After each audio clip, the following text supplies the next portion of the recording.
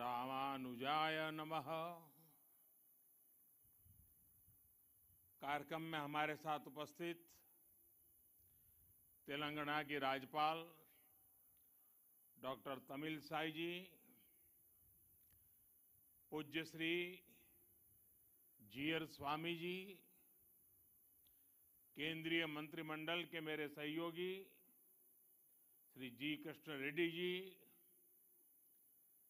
श्रीमान डॉक्टर रामेश्वर राव जी, भागवत विभूतियों से संपन्न सभी पूज्य संतगण, देवी और सज्जनों, आज मां सरस्वती की आराधना के पावन पर्व वसंत पंचमी का शुभ अवसर है। मां शारदा की विशेष कृपा अवतार श्री रामानुजाचार्य जी की प्रतिमा इस अवसर पर स्थापित हो रही है। मैं आप सभी को वसंत पंचमी की भी शुभकामनाएं देता हूं। मैं मां सरस्वती से ये प्रार्थना करता हूं कि जगतगुरु रामानुजाचार्य जी का ज्ञान विश्व का पथ प्रदर्शन करे। साथियों, हमारे यहां कहा गया है, ध्यान मूलम गुरु मूर्ति, ध्यान मूलम गुरु मूर्ति, अर्थात हमारे गुरु की मूर्ति ही हमारे ध्यान का केंद्र है, क्योंकि गुरु के माध्यम से ही हमारे लिए ज्ञान प्रकट होता है। जो अबोध है, हमें उसका बोध होता है। अप्रकट को प्रकट करने की ये प्रेरणा, सूक्ष्म को भी साकार करने का ये संकल्प, यही भारत की परंपरा रही है। हमने हमेशा उन मूल्यों और विचारों को आकार दिया है जो युगों युगों तक मानवता को दिशा दिखा सके। आज एक बार फिर जगत गुरु श्री रामानुजाचार्य जी की इस भव्य विशाल मूर्ति के जरिए भारत मानवीय ऊर्जा और प्रेरणाओं को मूर्त रूप दे रहा है। रामानुजाचार्य जी की यह प्रतिमा उनके ज्ञान, वैराग्य और आदर्शों की प्रतीक है। मुझे विश्वास है, ये प्रतिमा न केवल आने वाली पीढ़ियों को प्रेरणा देगी, बल्कि भारत की प्राचीन पहचान को भी मजबूत करेगी। मैं आप सभी को, सभी देशवासियों को और पूरे विश्व में फैले रामानुजाचार्य जी के सभी अनुयायियों को इस शुभ अवसर पर अनेक अनेक बधाई देता हूं। साथियों, अभी मैं 108 दिव्य देशम मंदिरों के दर्शन करके आ रहा हूं। आलवार संतों ने जिन 108 दिव्य देशम मंदिरों का दर्शन पूरे भारत में भ्रमण करके किया था, कुछ वैसा ही सौभाग्य मुझे आज श्री रामानुजाचार्य जी की कृपा से यही मिल गया। मानवता के कल्याण का जो यज्ञ उन्होंने 11वीं शताब्दी में शुरू किया था, वही संकल्प यहां 12 दिनों तक विभिन्न अनुष्ठानों में दोहराया जा रहा है। पूज्य श्री जीयर स्वामी जी के स्नेह से आज विश्वक सेन इष्टि यज्ञ की पूर्णाहुति में शामिल होने का सौभाग्य भी मुझे मिला है। मैं इसके लिए पूज्य जीयर स्वामी जी का विशेष रूप से आभार प्रकट करता हूं। उन्होंने मुझे बताया है कि विश्वक सेन इष्टि यज्ञ संकल्पों और लक्ष्यों की पूर्ति का यज्ञ है। मैं इस यज्ञ के संकल्प को देश के अमृत संकल्पों की सिद्धि के लिए नतमस्तक होकर के समर्पित करता हूं। इस यज्ञ का फल मैं अपने 130 करोड़ देशवासियों के सपनों की पूर्ति के लिए अर्पित करता हूं। साथियों, दुनिया की अधिकांश सभ्यताओं में, अधिकांश दर्शनों में किसी विचार को या तो स्वीकार किया गया है या फिर उसका खंडन किया गया है।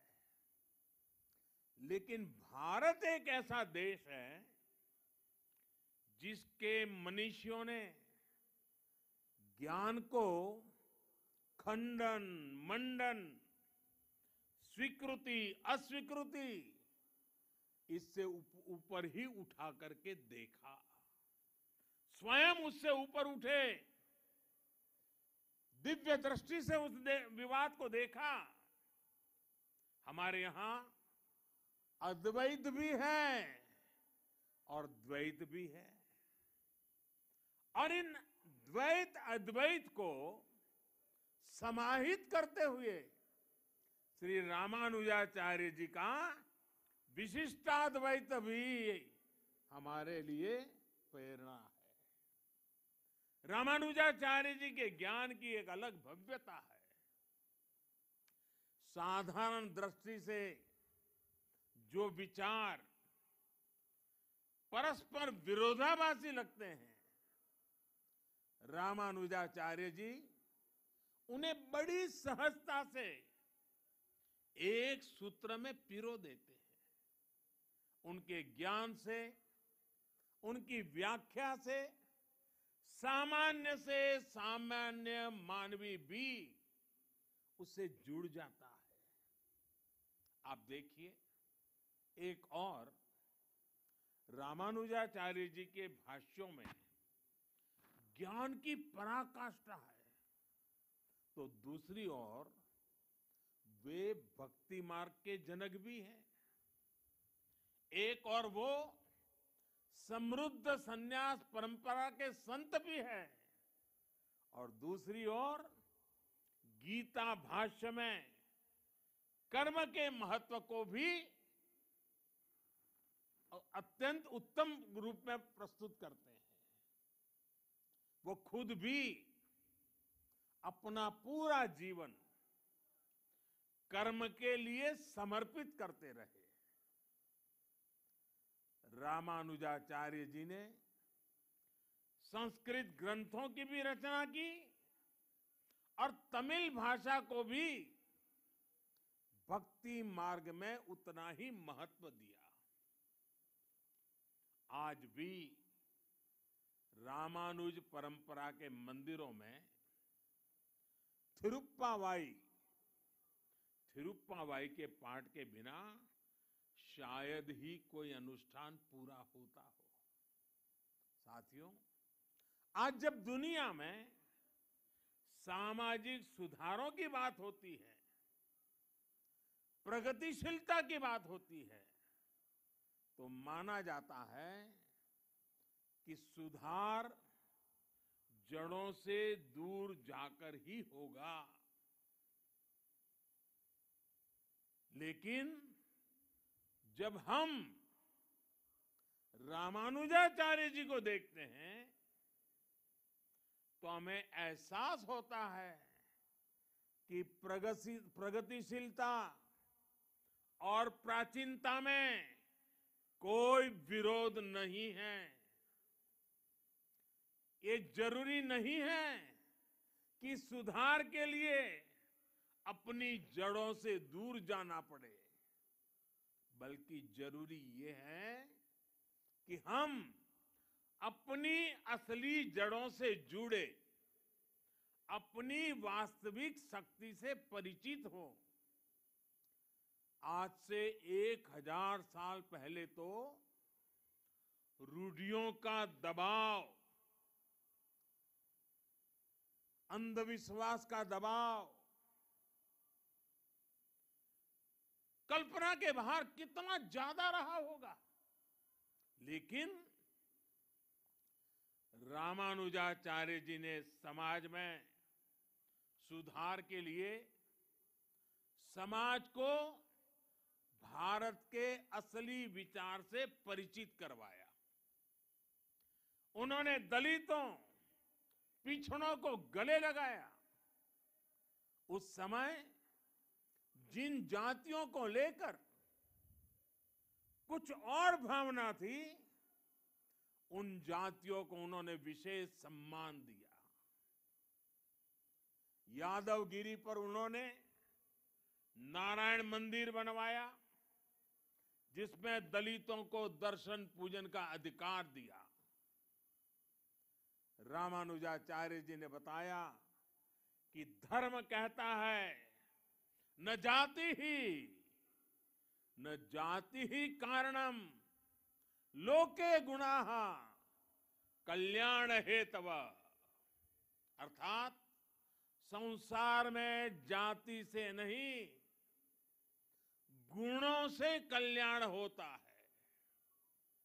रामानुजाचार्य जी के गुरु श्री महापूर्ण जी ने एक बार दूसरी जाति के अपने एक मित्र का अंतिम संस्कार किया था। उस समय रामानुजाचार्य जी ने लोगों को भगवान श्री राम की याद दिलाई थी।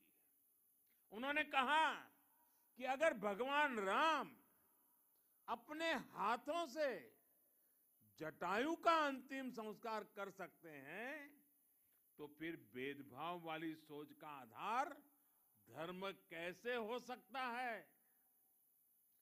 ये अपने आप में बहुत बड़ा संदेश है। साथियों, हमारी संस्कृति की ये विशेषता रही है कि सुधार के लिए हमारे समाज के भीतर से ही लोग निकलते हैं। युगों से देखते आइए, समाज में जब भी कुछ बुराई के तत्व फैलने लगते हैं, कोई न कोई महापुरुष हमारी ही बीच में से पैदा होता है। और ये हजारों वर्षों का अनुभव है कि ऐसे सुधारकों को हमेशा उनके कालखंड में शायद स्वीकृति मिली हो या न मिली हो, चुनौतियां रही हो या न रही हो, संकट झेलने पड़े हो या न पड़े हो, विरोध भी सहना पड़ा हो, लेकिन उस विचार में, उस तत्व में उतनी ताकत रहती थी, उनका कन्विक्शन इतना जबरदस्त होता था कि वो समाज की बुराइयों के खिलाफ लड़ने के लिए अपनी पूरी शक्ति लगा देते थे। लेकिन जब समाज इसे समझ पाता है, तो जिसका कभी विरोध होता है, उसको स्वीकृति भी उतनी तेजी से मिलती है, सम्मान और आदर भी उतना ही मिलता है। ये इस बात का सबूत है कि बुराइयों के पक्ष में, कुरीतियों के पक्ष में, अंधविश्वास के पक्ष में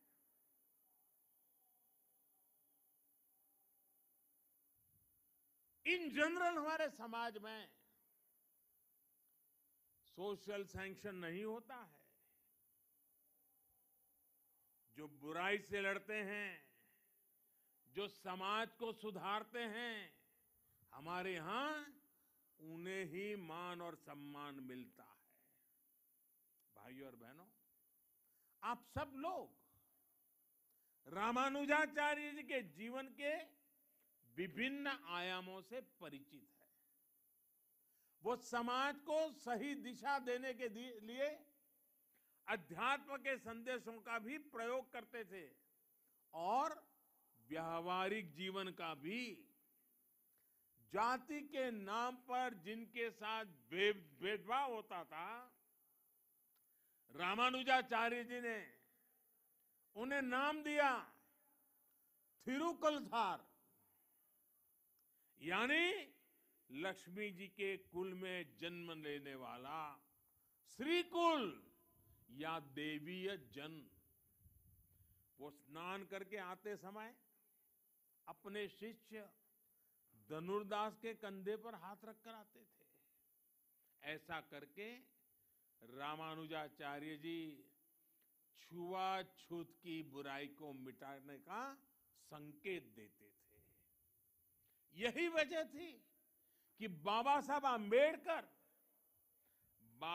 आंबेडकर जैसे समानता के आधुनिक नायक भी रामानुजाचार्य जी की भरपूर प्रशंसा करते थे और समाज को भी कहते थे कि अगर सीखना है तो रामानुजाचार्य जी की शिक्षा से सीखो।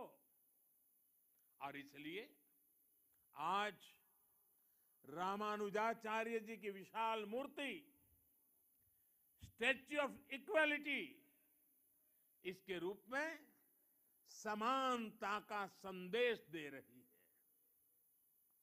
इसी संदेश को लेकर आज देश सबका साथ, सबका विकास, सबका विश्वास और सबका प्रयास के मंत्र के साथ अपने नए भविष्य की नींव रख रहा है। विकास हो, सबका हो, बिना भेदभाव हो। सामाजिक न्याय सबको मिले, बिना भेदभाव मिले। जिन्हें सदियों तक प्रताड़ित किया गया, वो पूरी गरिमा के साथ विकास के भागीदार बने। इसके लिए आज का बदलता हुआ भारत एकजुट प्रयास कर रहा है। आज सरकार जो योजनाएं चला रही है, उनका बहुत बड़ा लाभ हमारे दलित पिछड़े भाई बहनों को हो रहा है। चाहे पक्के घर देना हो या फिर उज्ज्वला का मुफ्त कनेक्शन, गैस कनेक्शन, चाहे 5 लाख रुपए तक मुफ्त इलाज की सुविधा हो या फिर बिजली का मुफ्त कनेक्शन, चाहे जनधन बैंक खाते खोलना हो या फिर स्वच्छ भारत अभियान के तहत करोड़ों शौचालयों का निर्माण करना हो। ऐसी योजनाओं ने दलित, पिछड़े, गरीब, शोषित, वंचित सभी का भला किया है। बिना भेदभाव सबको सशक्त किया है। साथियों, रामानुजाचार्य जी कहते थे, उरिय गल्लुकुल वेड़मिल्ले, अर्थात सभी जीव समान है। वो ब्रह्म और जीव की एकता की बात ही करके रुकते थे, ऐसा नहीं थे। वो वेदांत के इस सूत्र को स्वयं भी जीते थे।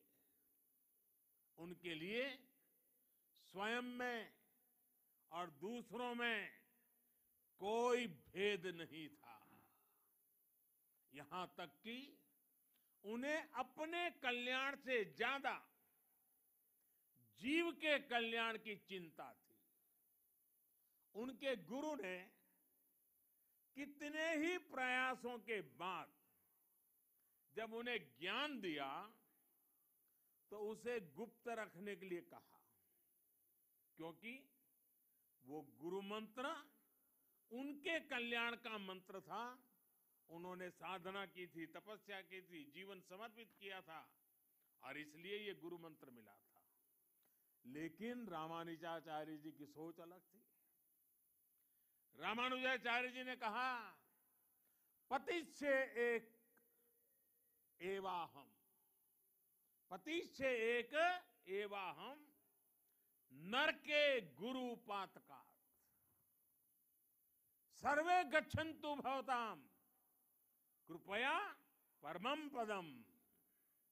यानी मैं अकेला नरक जाऊं तो भी कोई बात नहीं, लेकिन बाकी सबका कल्याण होना चाहिए। इसके बाद उन्होंने मंदिर के शिखर पर चढ़कर हर नारी को वो मंत्र सुनाया, हर नर को वो मंत्र सुनाया जो उनके गुरु ने उन्हें उनके कल्याण के लिए दिया था। समानता का ऐसा अमृत रामानुजाचार्य जी जैसा कोई महापुरुष ही निकाल सकता था, जिसने वेद वेदांत का वास्तविक दर्शन किया हो। साथियों, रामानुजाचार्य जी भारत की एकता, भारत की अखंडता का भी एक प्रदीप्त प्रेरणा है। उनका जन्म दक्षिण में हुआ, लेकिन उनका प्रभाव दक्षिण से उत्तर और पूरब से पश्चिम तक पूरे भारत पर है। अन्नामाचार्य जी ने तेलुगु में उनकी प्रशंसा की है। कनकदास जी ने कन्नड़ भाषा में रामानुजाचार्य जी की महिमा गाई है। गुजरात और राजस्थान में अगर आप जाएंगे तो वहां भी अनेक संतों के उपदेशों में रामानुजाचार्य जी के विचारों की सुगंध में महसूस होती है। और उत्तर में रामानंदीय परंपरा के गोस्वामी तुलसीदास